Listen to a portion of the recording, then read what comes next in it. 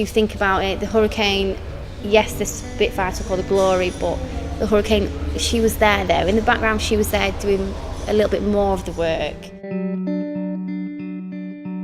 Have their own history in their own right. All of them have made such a difference to our country as a whole.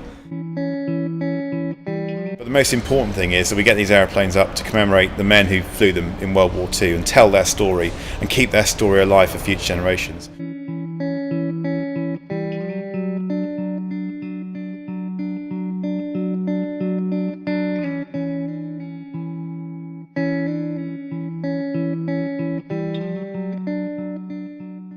I have with me Andy Millican, who's the officer commanding the Battle of Britain Memorial Flight. That must be quite a job, Andy. What is, if there is such a thing, what is a typical day when you're in the display season? Well, it depends really if we're flying on a particular day. For example, today I'm not, so arrive at 8, do all the administration and the organisation that goes with the flight, leave at sort of 6 o'clock. It's an ordinary day really. But for the weekends when we fly, it depends on the event. But ordinarily, the events we fly at are in the afternoon, fetes or displays.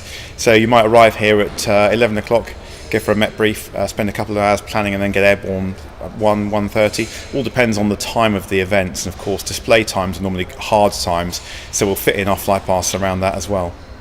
So when you're actually in the display, your display period actually lasts how many minutes typically? Oh, it's about a 4.5 minute display for a singleton. If we have 2 fighters up, we can make it last 12 minutes. So we'll arrive as a pair, do some formation manoeuvring so the crowd can see the aeroplanes in their glory in formation. Then we'll split, Hurricane and then Spitfire, and then join back up at the end before departing. What is it like to fly these veteran aircraft compared to the modern day aircraft? Well, obviously it's a great privilege, but also, these aeroplanes have real character. If you fly a Typhoon, they're, dare I say it, all the same. You get in one, they have no kind of idiosyncrasies really. They either work or they don't, and the cockpit's kind of a very sterile environment, whereas these aeroplanes have considerable history, and they're all different. They've all got their own quirks and characters. For example, we've got 2 Hurricanes on the flight, and even though they're the same Mark 2Cs, they actually handle slightly differently. The brakes on one works better than the brakes on the other. One uses fuel slightly more from one of the tanks than the other, so they've all got their little quirks and foibles. How does it compare to the Spitfire? Well, the Hurricane is a more forgiving aeroplane. So she's got a wider wheelbase, which means on landing she's easier to control.